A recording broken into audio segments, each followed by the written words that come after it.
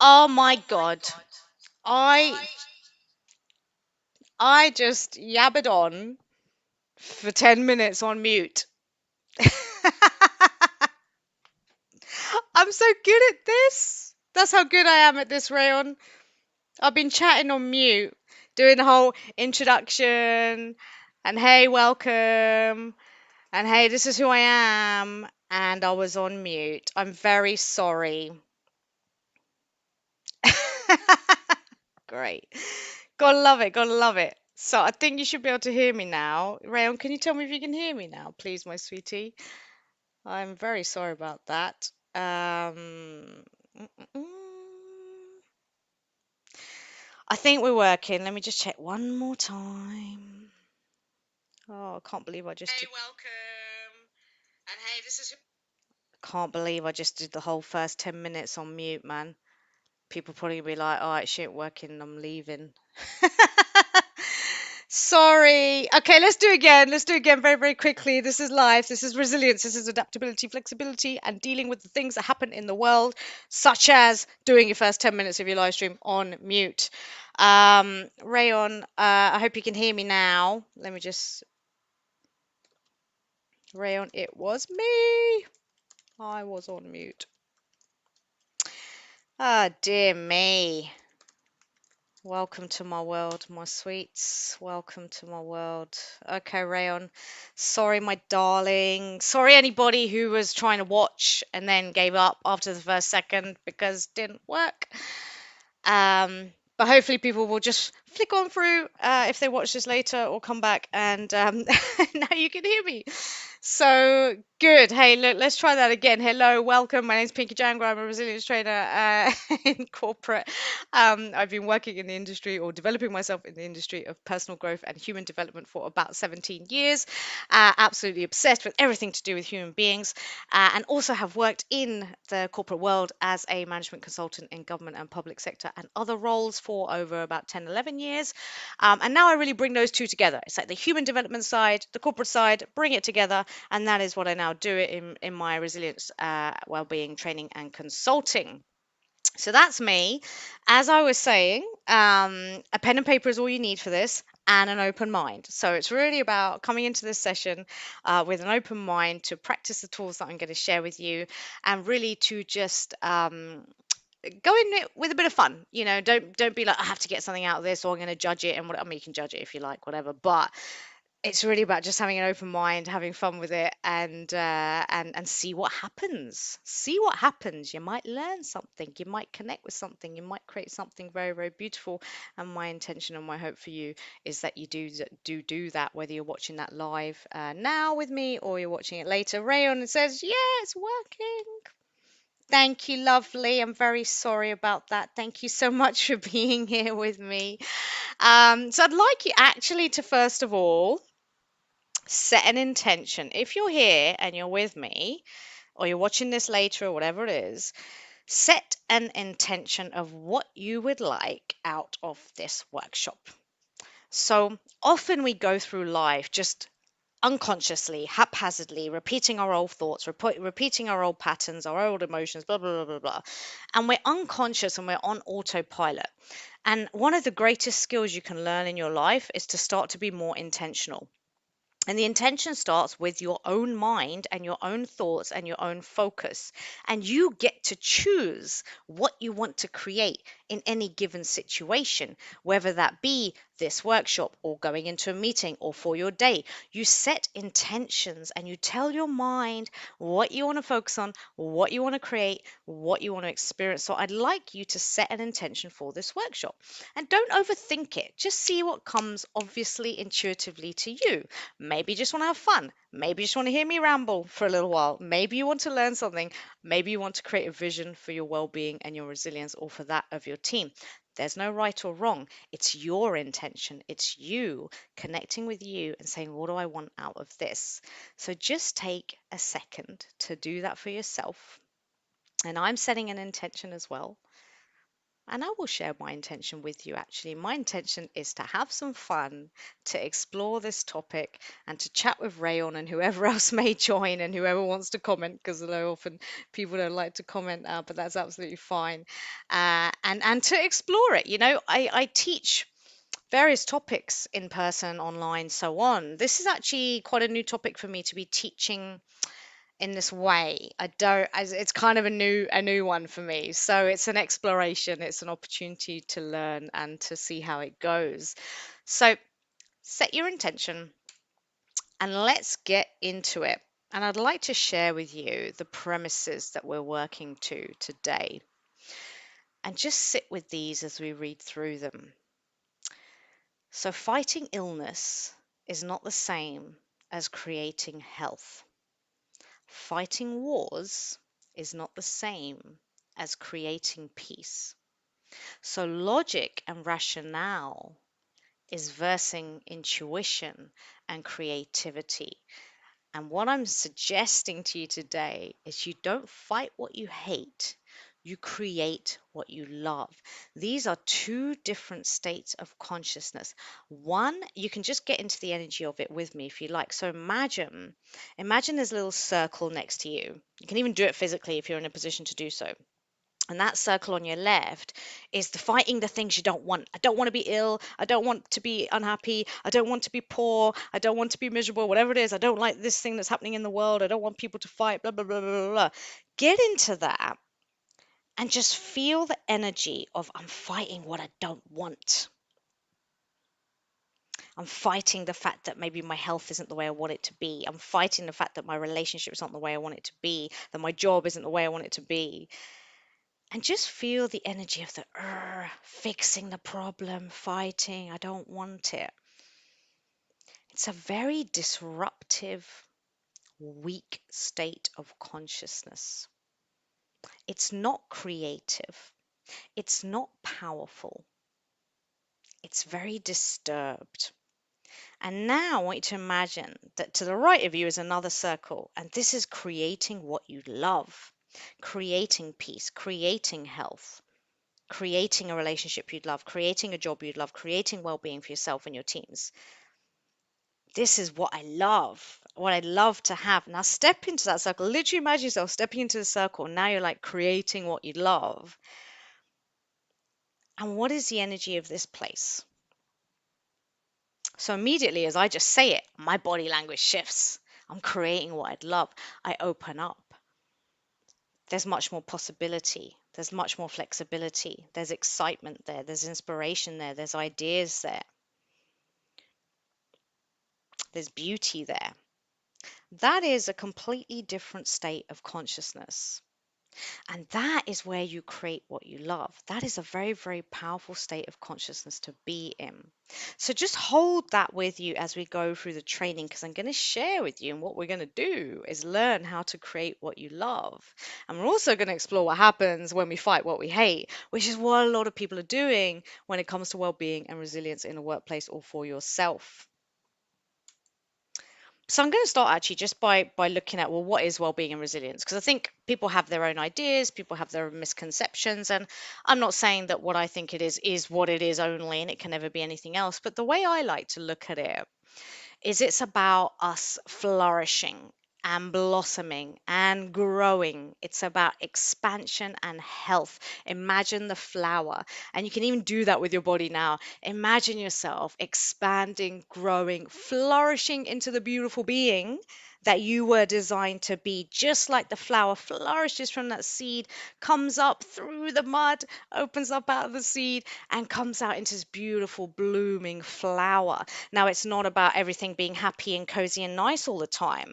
Imagine that seed, it's got a crack, it's got to push through the mud. There is tension there. But this is true creativity. This is blossoming and flourishing. And to me, that's what we are also here to do.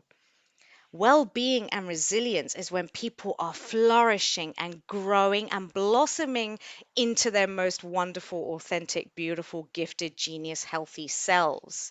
That's what I describe as well-being and resilience, and that's what I'm going for when I think about that and teach about that and so on. Let's just see the flip side of that.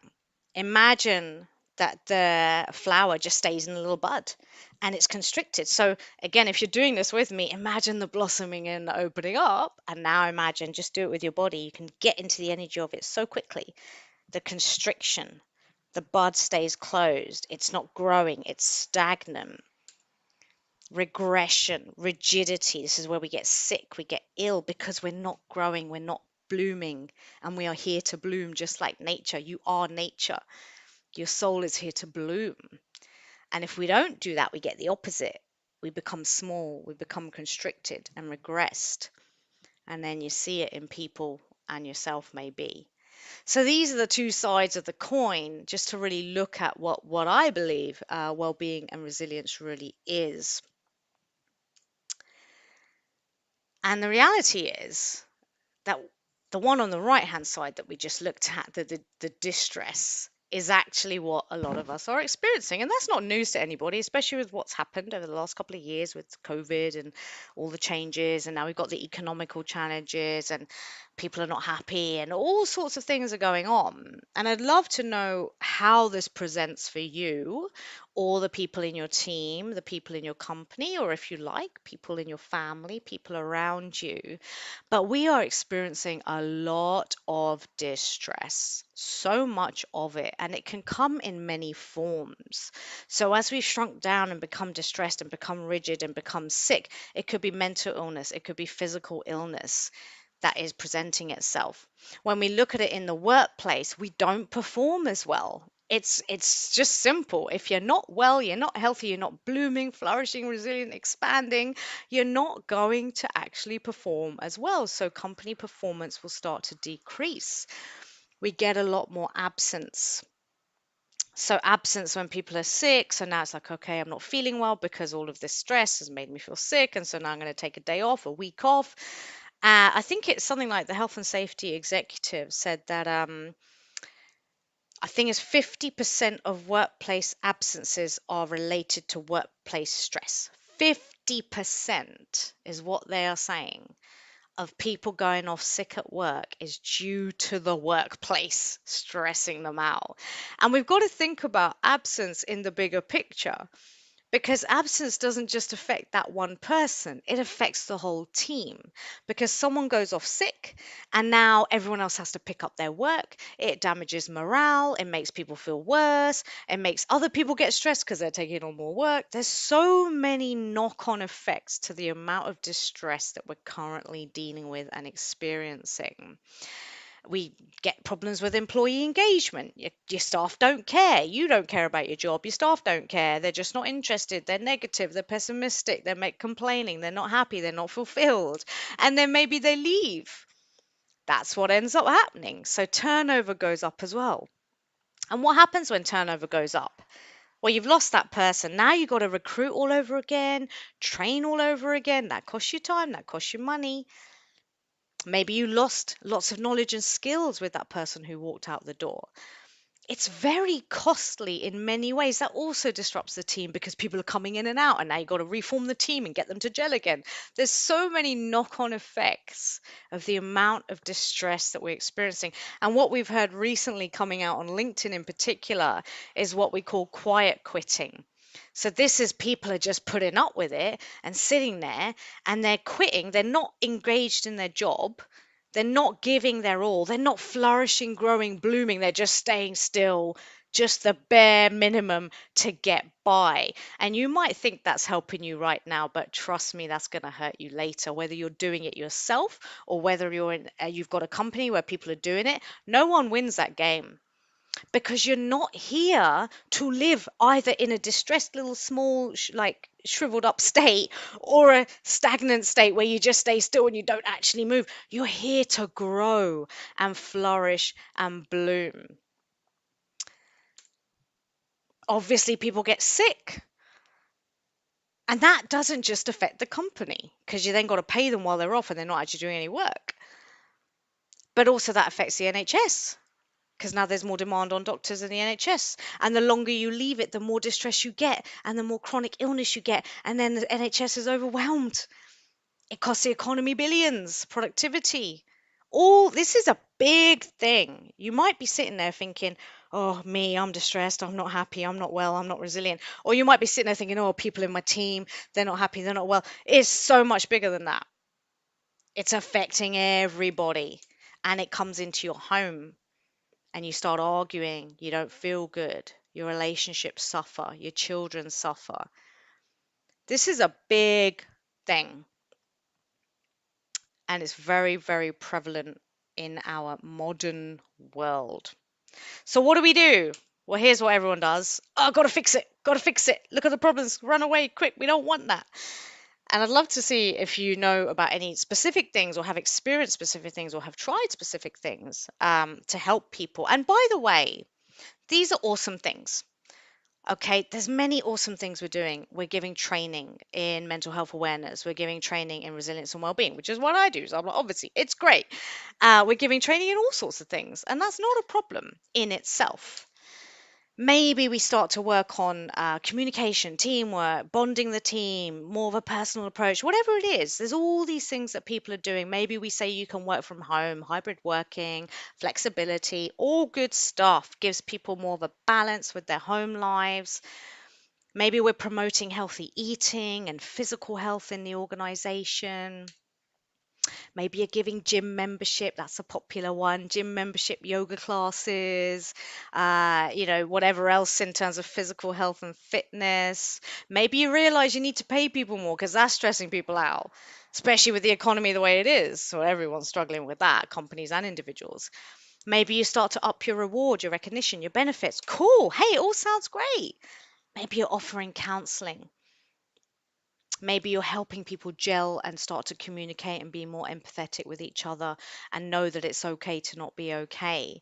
Maybe you organize socials, you're trying to bring people together. Look, there's loads of things, and there's more things that you could be doing. I don't know what different organizations. I've not been in every single organization, so there's many different things. So I'd love to hear from you if there's anything in particular that you do. And, like I said, whilst I'm talking about this in the context of the organization and what an organization will do to try and solve these problems that we just looked at, also think about yourself. If you're looking at this from the perspective of yourself as an individual, what do you do for your health, well-being, and resilience? Are you doing any of these things? Are you looking at your diet? Are you looking at gyms? Are you looking at, counseling, therapy, all those sorts of things? And just take stock really of the stuff that we're doing. And if you want to share that in the comments, you may actually have some ideas that help other people. That's always the thing I noticed with all the work that I do.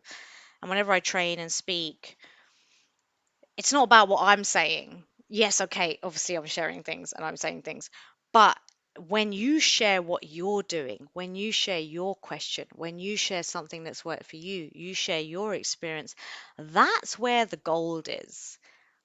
You may articulate something in a way that someone else needs to hear. And they didn't hear it from my voice, they heard it from yours. That's the way they needed to hear it. So that's why I really encourage people to comment and actually share what you're going through, share what you're trying, share what you're experiencing.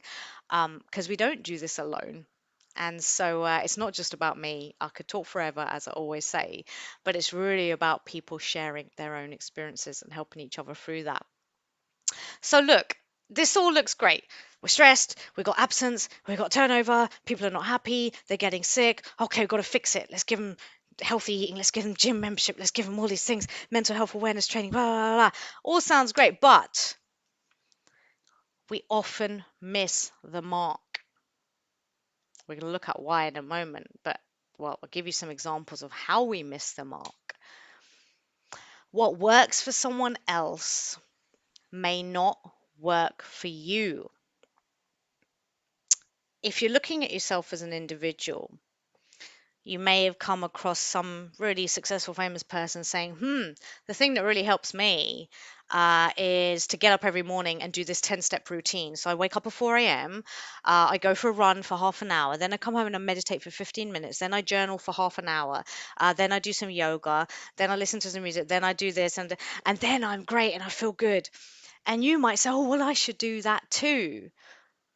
But it's not necessarily true for you. And it's the same goes for organizations. What creates resilience and well-being in Tesla is not necessarily going to create resilience and well-being in the NHS.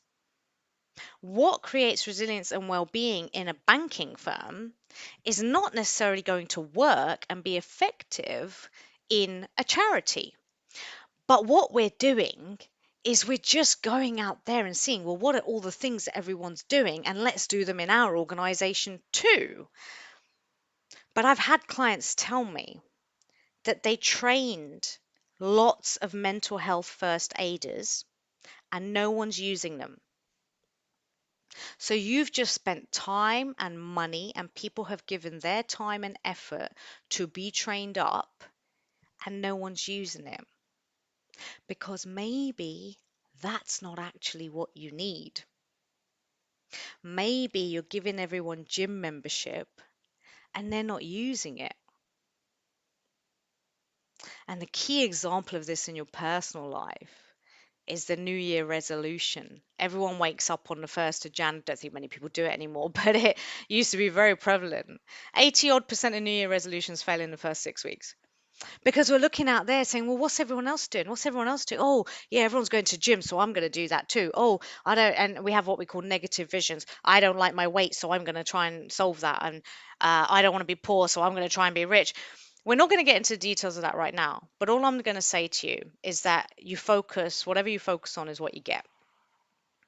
And if you're focusing on, I'm overweight, I'm overweight, I'm overweight, I'm overweight, you may think that what you're now focusing on is losing the weight, but you're not. In your consciousness, you keep sowing the seed of what you're trying to get away from, which is why fighting what we hate doesn't work. And ultimately, it doesn't work and we give up. So you try it for a little while, we train everybody, we give them gym membership, or we go to the gym ourselves, or whatever it is, we try a new diet. And little by little, over a period of time, it just falls flat.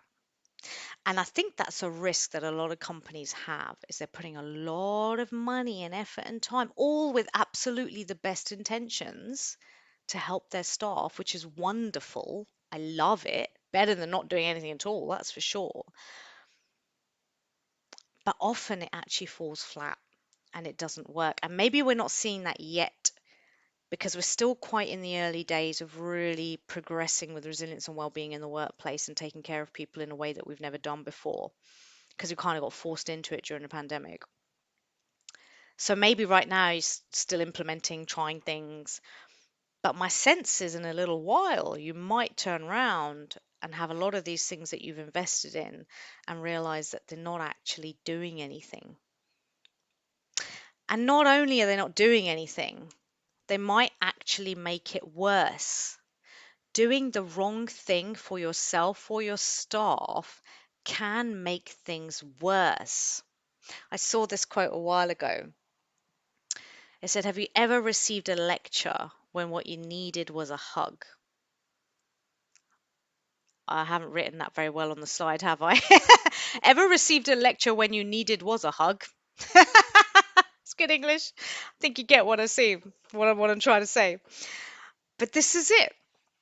People want to be seen. People want to know that you understand them. And your own soul wants to know that you see it and you understand it. So if you've got staff who are struggling and you're saying, oh, here's a gym membership, maybe that's not what they want or need. And if you're giving them that and it's not meeting their true need, you're going to make them feel worse because they're going to say, you don't see me. You don't understand me. You're throwing these things at me, all with lovely intentions, but I don't feel seen.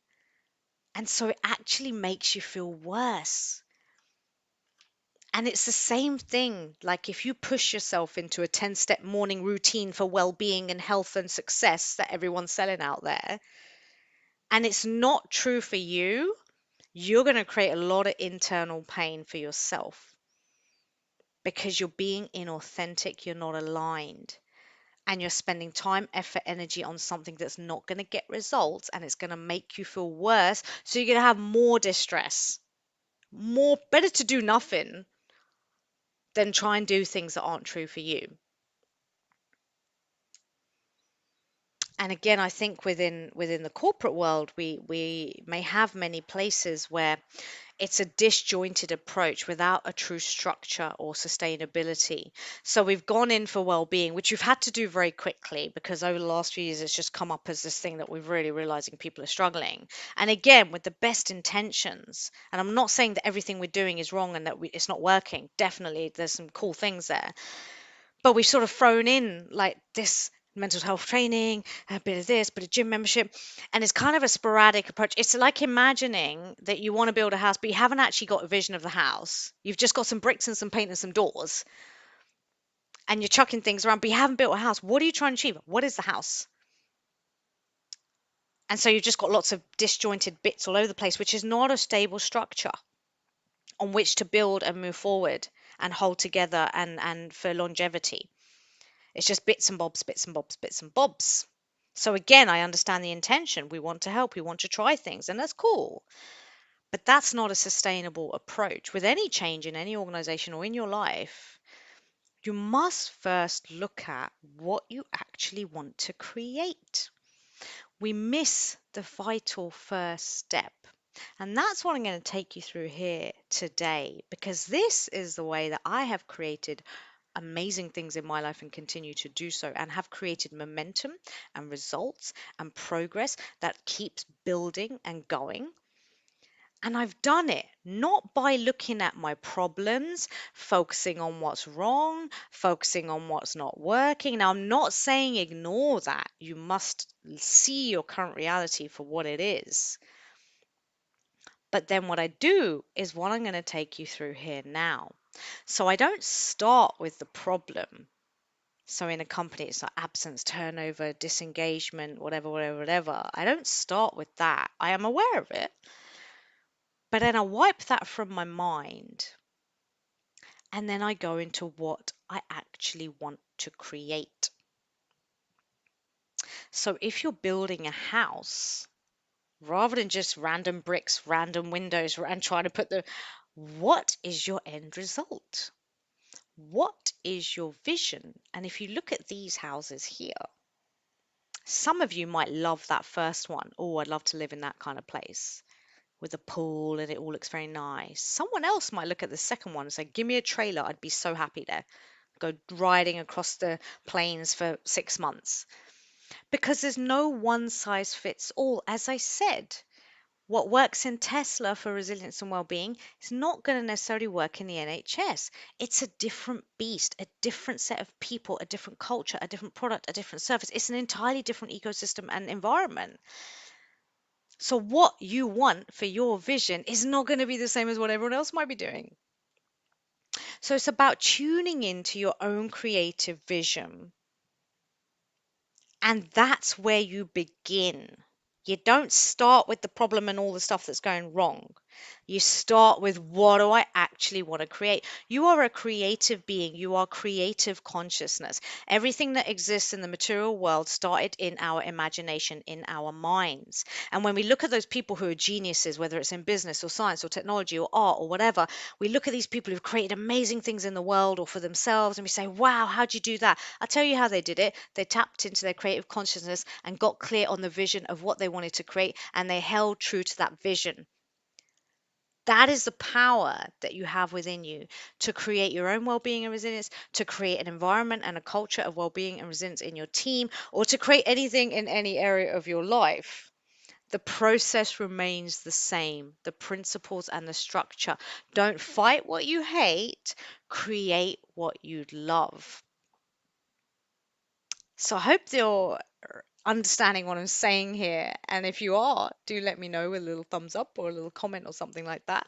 And hopefully you're vibing with what I'm saying. So I'm going to take you through a process now. And I'd love you to join in and give this a go. And again, if you're watching this later, you can still do it. It's all live, it's all recorded. You can do the process anytime you like. And I'm going to take you through a creative visioning process. So the first thing you need is just a pen and a paper. So make sure you've got that in front of you. So grab your pen and paper and we're going to elevate our consciousness. We're going to go into our intuitive mind, our creative consciousness, our imagination. A line that I said the other day, which I think someone, actually, Rayon, I think you pointed out, was from Neville Goddard. Imagination is the language of God. Imagination, visualization, everything begins in the mind before you manifest it in reality. And I'm not just talking about imagine it and then it drops into your world. You've got to take action. We'll talk about that in a moment. But you must first start with a compelling and powerful vision. If you think about your brain, right, the back of your brain here is your fight or flight response. That's your stress. And then you have your advanced sort of intellectual human brain. All of that is focused on the past and what you think you know and your limitations and what you think is your restrictive sort of possibility out there in the world and within yourself. That's anything you create from there, which is what we do when we do problem solving. Oh, people are getting sick at work. Quick, let's give them gym membership. That's coming from a low state of consciousness that's focused on limitation and past. What we're doing here is we're going into a higher state of consciousness at the forebrain, which is what we call the pineal gland, which is your intuition, which is looking ahead at the future. If you think about it when you're driving a car, the windscreen is much bigger than the rear view mirror. If you spend your whole time looking in the rearview mirror at all these things that have gone wrong and all the problems and all the things you've got to fix, blah, blah, blah, blah, you're going to crash. There's a reason that the windscreen is bigger than the rear view because your vision should be greater than your past and your current problems and so on. So, this is about creating a powerful and compelling vision that if you connect in that way, if you're able to, which you can set the intention to do it, is going to be so much more powerful than anything you've been doing before. So, sit back, relax, and you can close your eyes if you want. If you don't want to close your eyes, that's fine. You can just soften your gaze, maybe focus on a point wherever you would like to focus on. But I like to close my eyes. If you're in a position to do that, obviously, not if it's unsafe to do so or if you don't feel comfortable doing that. But ideally, I'd like you to be in a place where you can relax and not have any distractions and just have an open mind. And the first thing actually is just to take a few deep breaths and just be here right now as you are. And pay attention to your own inner experience. So it's your thoughts, your feelings, your body. Just take a quick scan and see what's there and allow it to be there. You don't need to fix it, fight it. It could be anxiety, it could be tension, fear, it could be like, what is this all about? Why am I doing this? It just doesn't matter. It could be pain in your body. It's all okay. I just want you to relax with a few deep breaths and allow everything to be in this moment just as it is. And now I'd like you to, in your own mind, just set an intention that in this process you are going to receive your highest, most grandest, most powerful, beautiful, authentic vision for your resilience and well being, or your team and your company's resilience and well being, whichever one you're focusing on right now. Just set an intention in your own mind. Just say it to yourself. We tell our mind what we want it to create. If we don't, it will just create its own nonsense. So tell your mind, I intend to receive the grandest, most amazing, most powerful, creative, beautiful vision for resilience and well being for my team, my company, myself, whatever it is. And as you're in that place now, I'd like you to just imagine as you're sat here that you're going to start, imagine yourself floating up off the chair. Just imagine it. See if you can imagine it. And by the way, visualization works differently for different people. Not everyone's brains are going to do it in the same way. If you struggle, it's okay. Just give it a go. But whatever you get, feelings, sensations, words, imagery, whatever, just go with it. I'd like you to just imagine floating up off your chair and imagine you're gently, safely rising up and you're going to pop out of the roof of your home or wherever you are. And it's a very safe, gentle, beautiful experience of floating up, up, up into the sky. And imagine what that feels like to be so light, like a bubble. Imagine what it feels like to be light, empty, spacious, like a free bubble, just floating up. And keep imagining yourself getting higher and higher and higher. And as you do this, I'd like you to imagine all your thoughts, feelings, past, worries, beliefs just dropping to the ground below. Imagine everything just shedding. Drop, drop, drop, drop, drop, dropping all your thoughts, all your identity, who you think you are, dropping. And you just become lighter and lighter and lighter and more spacious and open and free till you are just empty, pure consciousness. And you can look down as you continue to raise and see those little thoughts, feelings, beliefs, past, whatever. You can't even see it anymore because they've dropped so far down and you're so high up that they just disappear. And just bask in the lightness, spaciousness, emptiness, like a bubble floating, and continue to float up and imagine yourself actually now reaching the ozone and popping out of the atmosphere so safely, so beautifully, out of the atmosphere of the planet. And now imagine that you're looking down at this beautiful earth that we call home. And just take a moment to pause there and imagine what it's like to be in space where you're just floating, weightless, pure energy, just free. And you might like to take a look around and just see the galaxies, the stars, the cosmos, just in every direction, beautiful colors, this wonderful expanse of existence. And here you are floating safely as pure light, pure being, pure energy, one with everything. There's no boundaries. From this place, you are one with everything. Everything is energy. And as you just bask in that feeling and that sensation, I'd like you to imagine that in front of you, you're going to see a circle. And again, whatever your visualization brings you, just thoughts, words, whatever, it's fine. If you could see it, that's great. Just imagine a circle pops up in front of you. And just have a little look at that circle and make it really strong and powerful. Could be any color, any size, any shape. Could be doing anything, could be moving. Whatever comes to you, go with it. And that circle is like a portal. It is a portal taking you into your most amazing vision for resilience and well-being for yourself, your team, whatever your intention was. Your grandest vision, what you'd love, what would be just the most amazing thing to experience and create and have and be part of.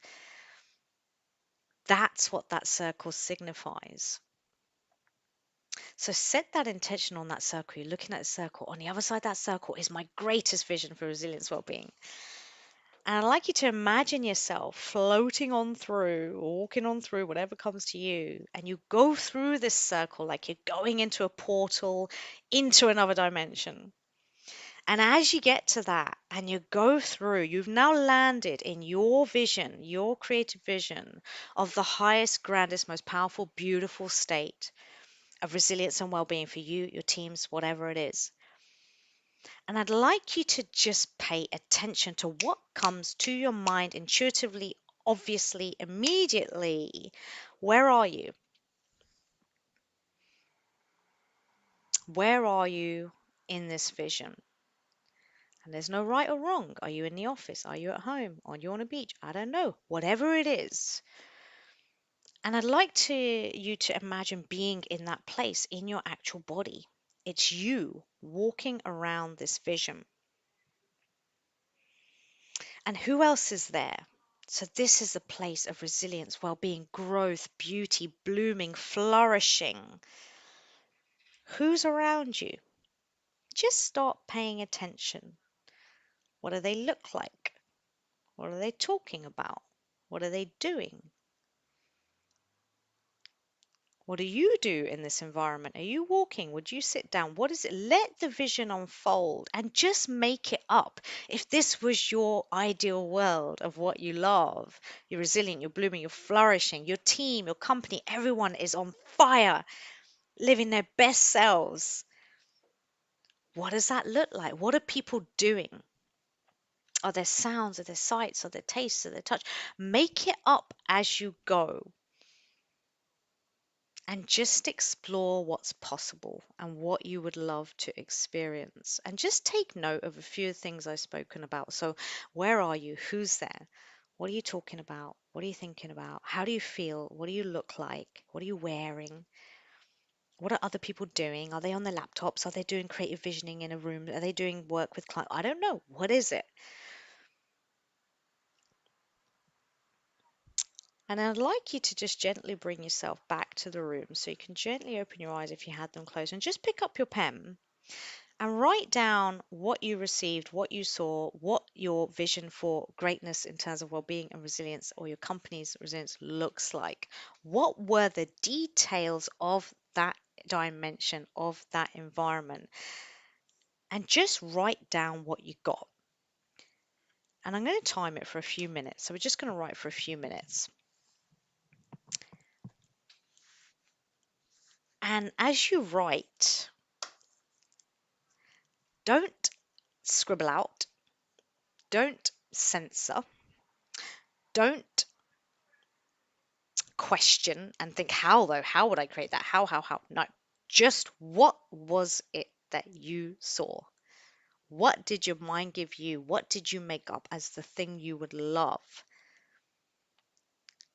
So it could be my team are happy, they're communicating, collaborating, their home lives are great, we know each other's kids. I don't know. Could be anything, could not be that. Just write and keep on writing. Let the pen flow.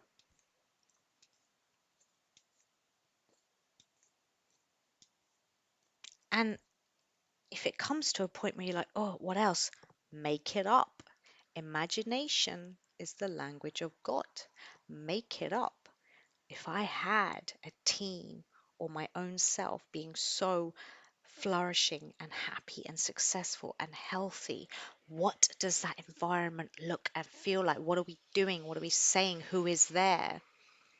Get into as many details as you can. And you might like to just close your eyes again and go back into that space, go into that dimension and visualize again, again, again, again, again. Come back, write it down. So I'm just going to give you a few minutes to write.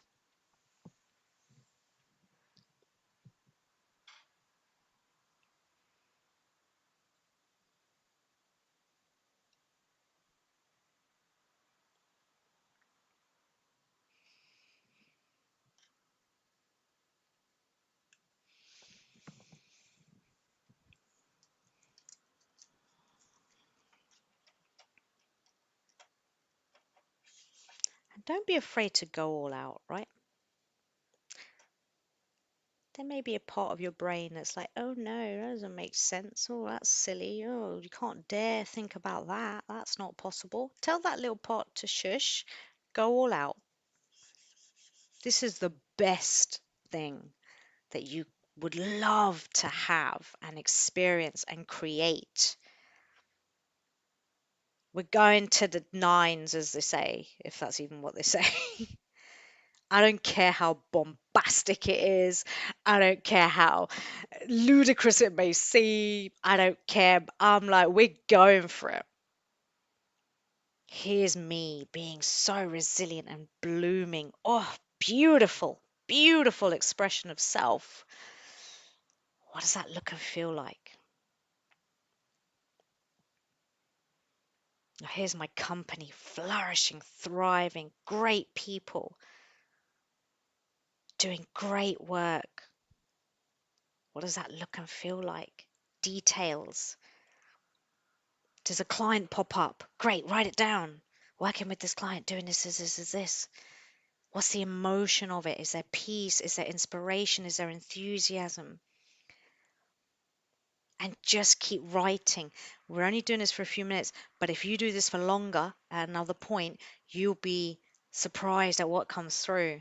Your creative genius is sitting there waiting to serve you with amazing visions and ideas and potential of the future of what you can create. It's just waiting, and you can connect to it and you can do it and bring it. There's so much there, but you got to go there.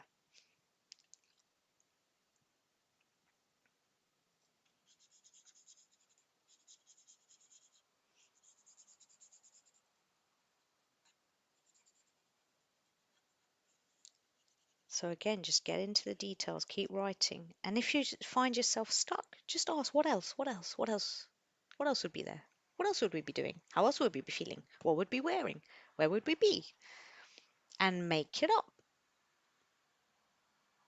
If we were resilient and flourishing and blooming, what would that look like?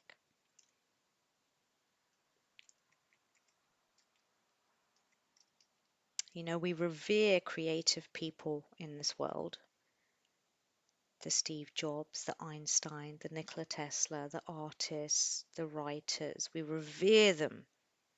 But what they do is exactly what you're doing now, not in this way necessarily, because you are also a creative being. You also have that level of potential within you to envisage and create. They're no different. They don't have anything that you don't have. You have it too. You're just not used to operating in that way. You're used to seeing the problems, trying to fix them, blah, blah, blah, blah, blah. Focusing on the what's wrong, trying to get away from what you don't like.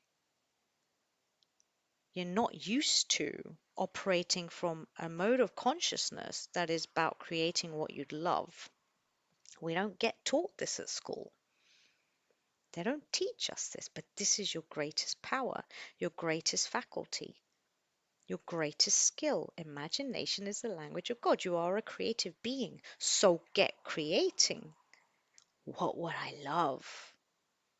What would I love? Keep writing. Don't judge. Don't scribble out. I don't care how ludicrous. The more ludicrous, the better. The more grand, the better. That's when you know you've broken out your ego, your identity, your limited thinking, and so on, when you go crazy with it. And you really go and push the boundaries. There are no boundaries here, by the way.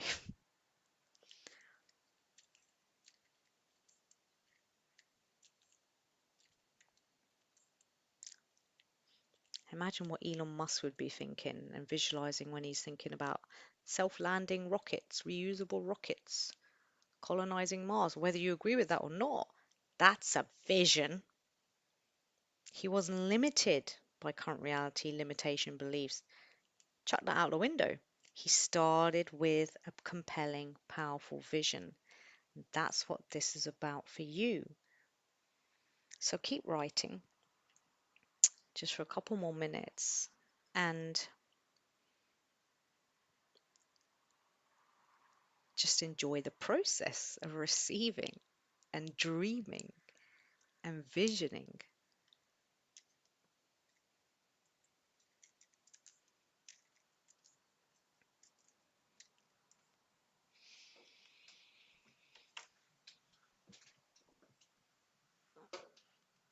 And you can do this with anything. This is the process. So we've set the intention of resilience and well-being for yourself or your team, your company. But you can set the intention of a relationship, could set the intention of a career, a business, a creative endeavor, a project, your day. If I started each day and I went into this vision of what would I love today? What would be the best day ever? What would be the most amazing, magical, supremely amazing day ever? What does that look like? Walk in it, be in it, feel it, see it, sense it. This is called embodiment visualization. It's very powerful at shifting your energy and your consciousness in the direction of what you actually want to create. Everything is energy, everything is consciousness. Unless you take control of it and direct it in this way, you will not create what you want. You just create more of the past. You just create more problems. So I'm going to call you back to stop writing, but later on you can always write more if you feel like there's more that's coming. But that there is your vision. And now the next step that we do in this process is actually to go through and find your themes. So you might have a big old blurb of like, oh, I'm dressed like this, I'm working like this, and people are talking about this, and it's happy and it's fun and it's creative, and people are healthy and caring and well, and we're talking about our families and we're sharing our stories and we're giving each other hugs, and we're breaking the boundaries of our innovation and we're doing blah blah blah blah blah blah. Blah. Now I want you to just take a second, and just even for a second, just to find a couple of themes. You don't have to go through all of it, and just see what your themes are. So, is there a theme of peace? Is there a theme of creativity? So, when people are blossoming, flourishing well, what are the themes that were present in that vision of what you want to create, what you can create? And it could be anything. There's no right or wrong, there's no one size fits all. So, for me, for example, my themes of resilience well-being is me being my fullest self, being authentically me, um, going out there and engaging in the world. It's being in nature, being in beautiful places. It's about doing work I love, doing more of this, doing more teaching, speaking, so on. But you might have come up with a lot of family stuff in your vision. Maybe there's a lot of physical health present in your vision of what it looks like when people are flourishing or when you're flourishing. Maybe it's about teamwork, performance. I don't know. It could be about opulence. Maybe in your vision, when everyone's blooming and flourishing and growing and expanding and is healthy and well and resilient, it might be about opulence and success in that form. I don't know. There's no right or wrong. This is what I say. If you got a group of people from Tesla to do this visualization exercise and they came up with their themes, and then you compared it with what would come up in the NHS if you did the same exercise, yes, you may get similarities, but you probably also get quite a few different things. And that's my point that I'm making here, is that when we look at our problems and we try to fix them and we look outside for solutions and we do what everyone else is doing, we're not actually creating what we want. It doesn't work very well. It's not that it's not working at all. It can be working. So just go through and check your themes. And let's have a look at some themes. So, Rayon, my theme was beautiful places, happiness, and fun. I like that. See, we would have a similar sort of theme there, right? But again, the details of it and the intricacies of it and how it connects in my soul and my consciousness and my creative consciousness and state may be slightly different, but the theme is similar. But someone else might come on in and have a completely different theme, and that's totally cool. But I love this. My theme was beautiful places, happiness, and fun. Feel the energy of that. Just sit with that energy. And that actually takes us to the next part, Rayan. Thank you so much for sharing that. Is how do we turn that into a powerful, compelling vision statement? Because we got all this. What we did, we went into an intuitive space, which is very volatile. That energy is very volatile. So you had all these visions or whatever it was that was coming up, words, feelings, so on, so on, so on. You've now started to bring it down a little bit by condensing it into a little bit of a theme. We're starting to sort of purify it, if you like, condense it down through the filter to sort of make it more solid. And we're saying, okay, beautiful places, happiness, and fun. Now You want to create a vision statement that you carry with you in your life, which is going to help you to actually create more of this in your life, or some of it if you don't have any. So we do this in corporate all the time, right? You're creating vision statements and so on. They're really important. Most people just stick them on a wall and forget about them. They don't actually live them. I'm going to give you a very quick tip on living it, but really that's a whole nother thing. I can only share so much in this one quick session. But the first thing is now to get that into a vision statement. So, Rayan, what I'd love you to do is say, okay, my theme is beautiful places, happiness, and fun. So I'd like you to now imagine next to you or something, there's that circle. This circle is your circle of beautiful places, happiness, and fun. That's your vision. I want you to literally, in your mind, leap into it, and then you're in it, you're now in that dimension, and just get another quick sense of what that's all about. Beautiful places, happiness, and fun. So when I tune into that a little bit with you, Rayon, and maybe this is sort of, I don't know if actually I don't want to tune in without permission. So, but essentially when we do this together, it's really powerful because we all go into a vision together, and it's like, oh, synergy, magic, crazy stuff comes out, like really, really powerful creative consciousness and ideas. And so if you step into that beautiful places, happiness, and fun, and just check again. Is it certain people with smiley faces, people you really love? What's the natural surroundings like? Is it about the actual place? Is it nature? Is it sunshine? Is it water? Is it natural living? Is it healthy foods? Is it laughter, joy, simplicity of life? I don't know. Could be anything. But just get into that theme and just experience it a little bit more. And then write down a few emotive, personalized words to describe that vision. And again, it's not going to be the same for everybody. It's got to be what resonates in your heart with that vision. So let's say, so you can just take a second to do that, Rayon. So beautiful places, happiness, and fun. Just describe that. If it was an end result you wanted to create, and it was like, I choose the end result of being in could just be beautiful places, happiness, fun, but maybe there's more to it. There's certain words and descriptors that make your heart come alive. When we do that, we create very, very powerful magnetic visions. So when we do this in a company, it's the same sort of thing. So let's say I have a theme for well-being and resilience in my company, and it is creativity and innovation, people doing work they love. Then I jump into that. What does that really look like? So the words I get, it's like inspiration, it's exciting, it's a really, really creative energy. It's a place of sort of bounty and abundance and flexibility. So these are the sort of words that I would use to describe this. So get into your own words that make you sing. When you feel it, feel the resonance of certain words and emotions, and get to the heart of the matter. This is important. So let me give you an example. This is what a lot of people do when they're setting goals for any area of life.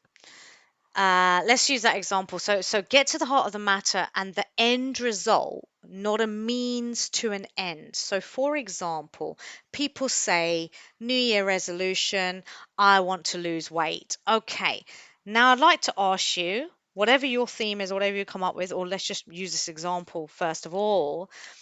If you lost the weight, then what would you do? Oh, I'd wear nicer clothes. Okay. If you were wearing nicer clothes, what would you do? Oh, I'd go out and socialize more and meet more people. Oh, nice. If you were going out and socializing more and meeting more people, what would you do? I'd meet the love of my life and have a great relationship. If you met the love of your life and you had a great relationship, what would you do? I'd be happy. Boom. You're not seeking the weight loss, you're seeking the relationship and happiness that comes down the line. So your vision statement must be the end thing. I hope that makes sense. So beautiful places, happiness and fun. If you had that, Rayon, what would you do? If you were in a beautiful place happening, maybe that's it. Yeah, I would just be I would love life. It'd be great. Cool, done. But does it give you something else maybe? Oh, maybe I would do more creative work. Maybe I would work with more people and collaborate with more people, because I've been happy, fun places with more people. Oh, okay. What would you do then? What would you do then? So ask yourself, do a sense check on your theme and your vision statement to really make sure that what you're trying to create here is the end result. So if you want people in your organization to be well and healthy and happy, or physically healthy, let's just say, what then? If they were physically healthy, then what? They'd show up to work every day with energy. They'd be contributing more. Okay, if they're contributing more, then what? Oh, we'd come up with new ideas and creativity for our new products. Oh, if you came up with more creativity and ideas for products, then what? Oh, we'd have more things to offer our clients. Then what? Oh, we'd have great clients. Oh, that's what you want. So keep asking again and again and again till you get to the very, very end. And that's what your vision statement should be focused on. And bear in mind, don't compare what you got with anyone else. Your vision is yours. Your vision for your team, your company, for yourself, whatever it is you're doing this on, or if you've come back and done it with other areas of life or you have today, that's yours. Came from your creative genius, your imagination, because you're a creator and that's what you want to create. So, this process I've been through, you can just create and you create vision statements. So, here's some examples. Let's say I had a theme of kindness in my organization and you create that into some sort of statement of whatever feels true to you when you jump into that vision. Okay, kindness in my organization, what does that look like, what does that feel like? And then you create a statement, an end result. Okay, our staff are thoughtful, kind, and care about each other. Does that resonate with you?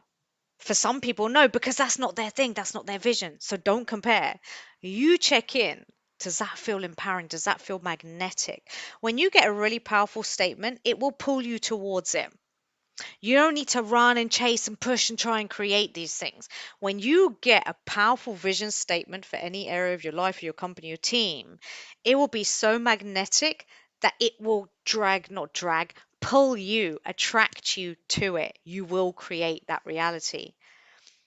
But you must create those visions from the place using the process we've just done, not from lower states of consciousness of problems and fixing and solving and copying everybody else. No, we go inside to our creative consciousness, create our vision statements, and when we hold it. What if your theme was opulence in the workplace? Our theme is smashing it out of the park with new accounts. Some companies would look at that, oh, we'd never use that language. Maybe a big old corporate, but maybe a small startup really vibes with that. So that's our vision. Oh, our team is smashing it out of the park with our new accounts. Okay, cool. Get into the energy of that. Maybe you had one for yourself, a theme of nature. So what is that when you're in nature? What's that vision? What do you want to experience? What would you love? Oh, filling my air, my lungs with the fresh air of nature. I don't know. I'm just making stuff up. I'm just giving you examples. These are not the answers for anybody. It's what's in there for you. What words would you use to describe your greatest, most beautiful, powerful, heart led vision for you, your teens, whatever? And you create your vision statements from there. And if you have any, I'd love to share. And look, if this is new to you, you've never done anything like this, it's okay to just give it a go. It may not be easy, but trust your intuition. The creative mind is the intuitive mind. And intuition I describe as the thought before the thought. So when you've got your vision and your theme, and you're like, okay, I'm in this theme of, like Rayon said here, beautiful places, happiness, and fun, call for a sentence that describes that as an end result. And just go with what comes immediately. If you overthink it, overanalyze, overjudge, you lose it. You got to go back into that state of consciousness. It's simplicity.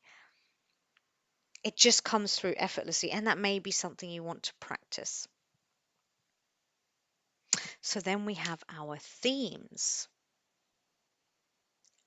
And I think that was all I was going to say about that at the moment. There's a slight tip coming later, but once you've got your themes now, we're going to go back round. So if you're doing this, for example, on well-being in the workplace or whatever, I'd like you to ask yourself a question. Think about the themes that you came up with. And look, we've done this quite quickly. You can always come back, replay this, pause it, spend more time with each of the questions and the exercises. But once you've got them, just have a look around at what you've got on your paper. So either based on a vision statement, if you've managed to create one, or on a theme that you've had. Does your current well-being plan help you create that?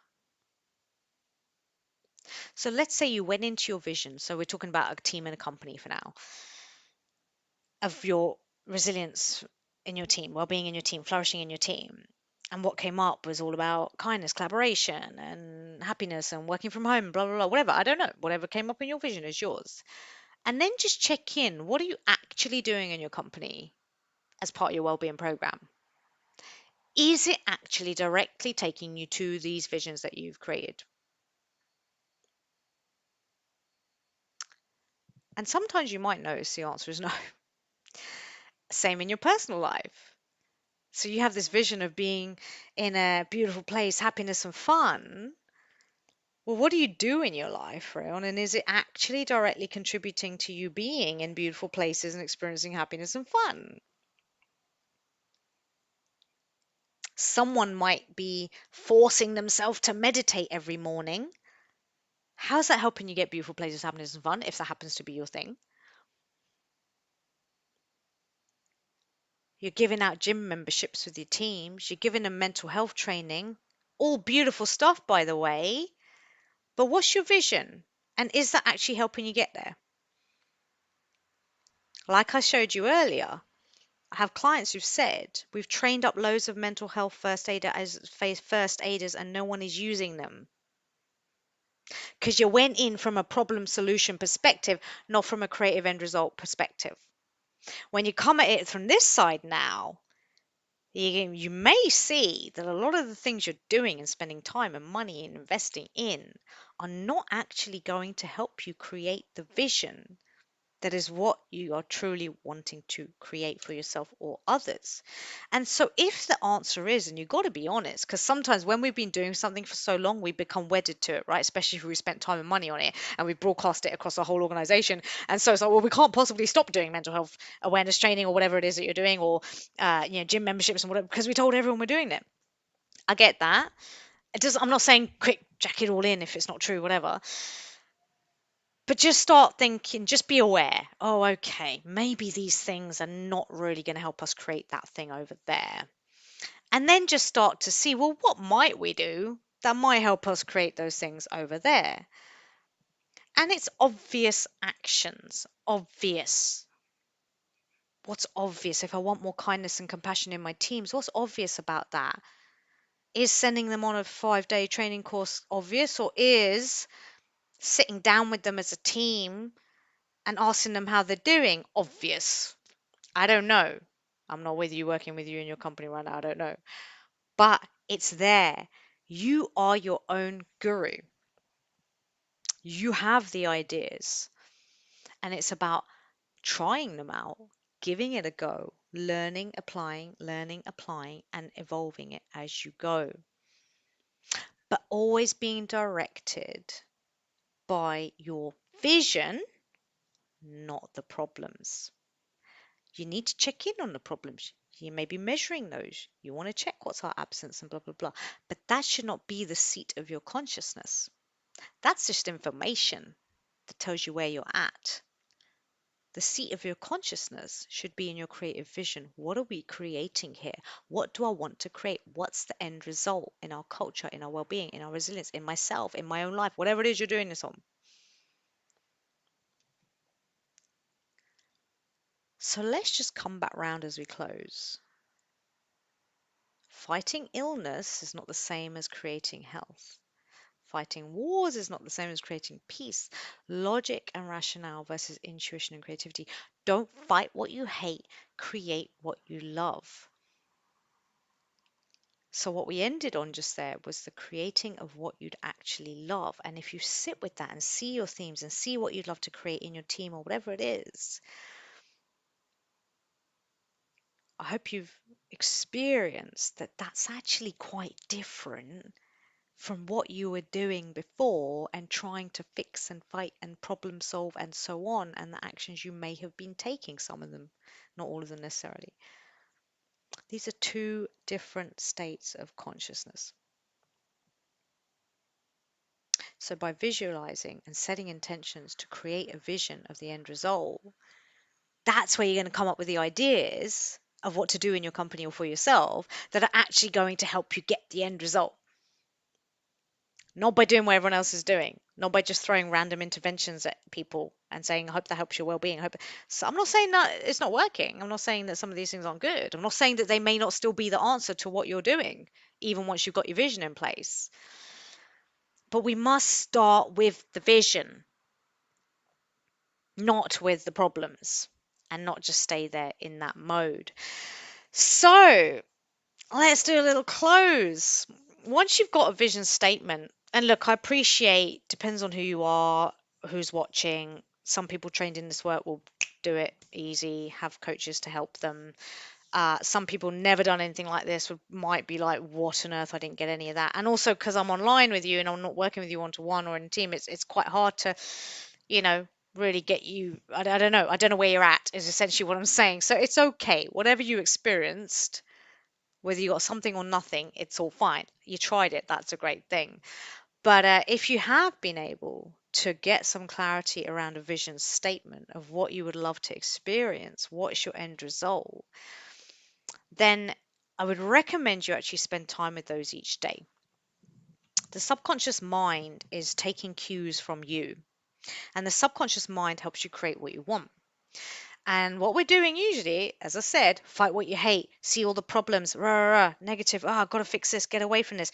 That's what you're planting in your subconscious mind. And it goes, yep, yep, yep, problems, problems, problems, problems, fight, fight, fight, fight, problems, rah, rah, rah, and it just grows more of that. So the point of visualizing a higher vision that you've created from this state of consciousness, creative consciousness, is to plant that seed in your subconscious mind. And we have to do it every day. We have to visualize. As Rayon said, my theme is beautiful places, happiness, fun. Spend time in that every day. Sit down. What does that look like? What does it feel like? And the more you do it, you'll receive more information. You'll create more ideas. You'll have more creativity. Like, oh yeah, I could go to this place. I could do that thing, whatever it is. This is what I would love. And it evolves and it expands and it grows.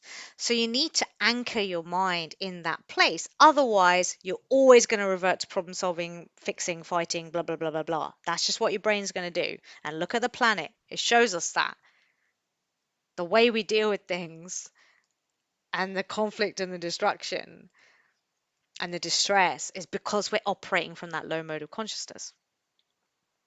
Snap out of that, raise up, creative consciousness. What would you like to create? Create what you love. And as I said, you can use this process for anything. So we use the intention of resilience, well-being. You can use it for anything in your life.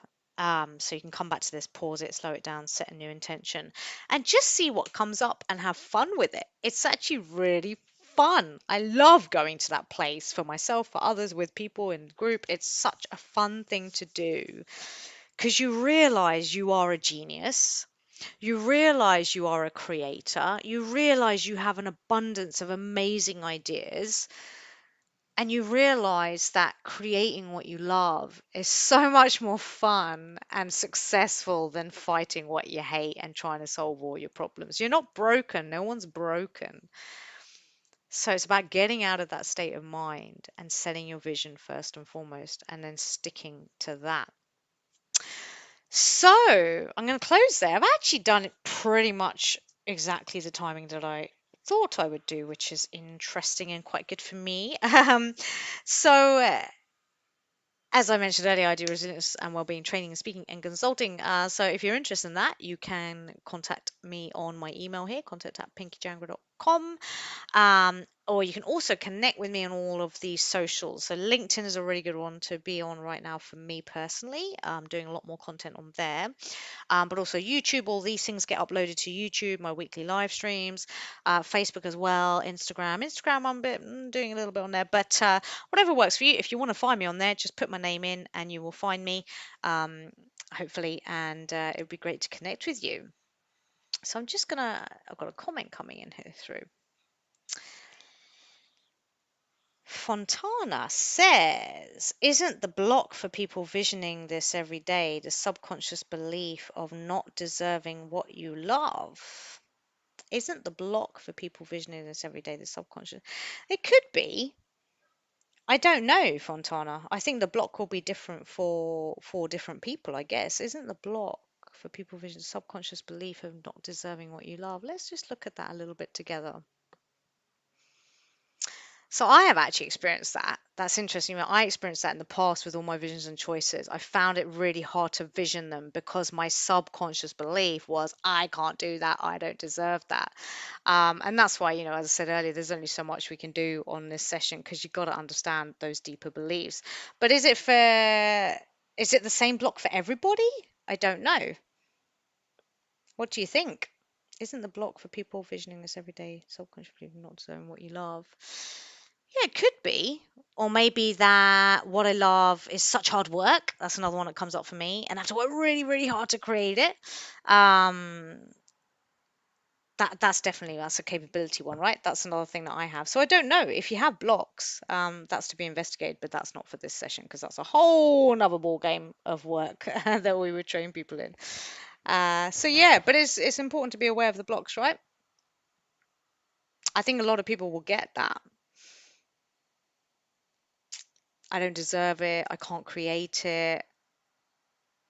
Yeah, that's why we do months and months of training, right, in creative orientation. So thank you for that. And let me know if you have any other questions or any other comments. These are all really helpful because, like what Fontana has said there, other people will come and watch this and they'll have that same question. They'll have that same thought. So we're not alone, right? We're all going on this journey of learning to navigate life, to create, to be ourselves, to go through our challenges, whatever it is you're doing, wherever you are. I think we have a lot more in common. Than we realize. And so it's important to share that. So I'm just going to leave you with one of my favorite quotes, of which you have so many. I've got another comment. I'll do that in a moment. Thank you, Rayon. But you cannot solve a problem with the same level of mind and consciousness that created it. So that's really the crux of it. Again, the lower consciousness of problems and solving, and that is not the thing that's going to give you the solutions, the ideas, the possibilities. It is the creative mind, the intuitive mind, which you can rise up into, as we did today. So I'm just going to have Rayon's comment here. Wouldn't the block be approaching it from a problem solution perspective? That could also be a block. The block depends on you. That's the thing. We all have our own subconscious stuff, right? So if you're blocked, it's about you tuning in. And again, that's a whole nother thing of intuitive awareness that I can't really speak to today because, I've been training for in months to even start to get into that. And I'm practicing it and learning it. So, um, but it is about you and saying, well, what would your block be? And that is a block because that's a lower consciousness way of approaching things. So approaching it from problem solution, which you will fall back into unless you're trained and you're practicing. But the blocks are going to be different for everybody. Any block you have when you see this amazing vision of what you could have, that's for you to explore and become more self-aware about your limiting beliefs. And I can't answer that for everybody. It's going to be different. There's a few categories, but yes, that could be a block as well. Thank you, Rayon. Anything else before I close? I feel like I could have more of a conversation about this stuff, but I am a little tired now and I've got to do some other bits of work. So, but these comments and these question that we're coming up with are really important and really good. Um, but the answers doesn't really feel like something I could articulate quickly here.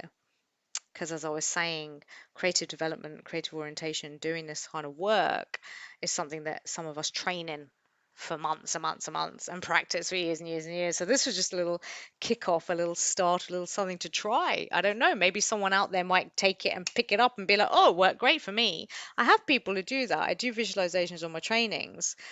And there are people who've never trained in anything like this, and they immediately clock in and they're like, that's it. And I'm like, boom, there you go. There's no block there. They got it. So I don't know.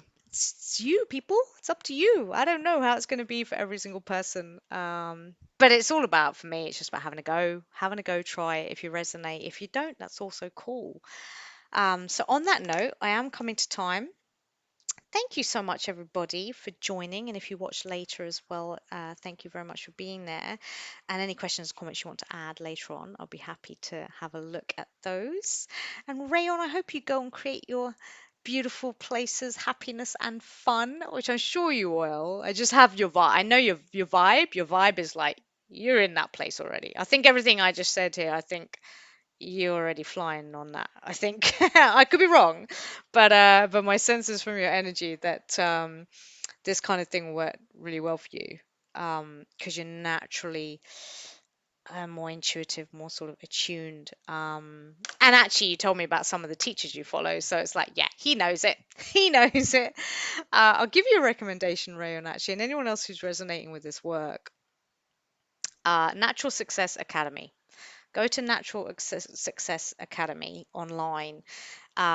This is where you learn how to really master this stuff. Like I've given you like a 1% of a 1% of a thing, which again, like I said, for some people is great. Like I've had people on my trainings do the visualization, have an amazing awareness of what they want to create, and it's just like, boom, that's the action I need to take. Done. Like, but I don't know. I can't predict for everybody.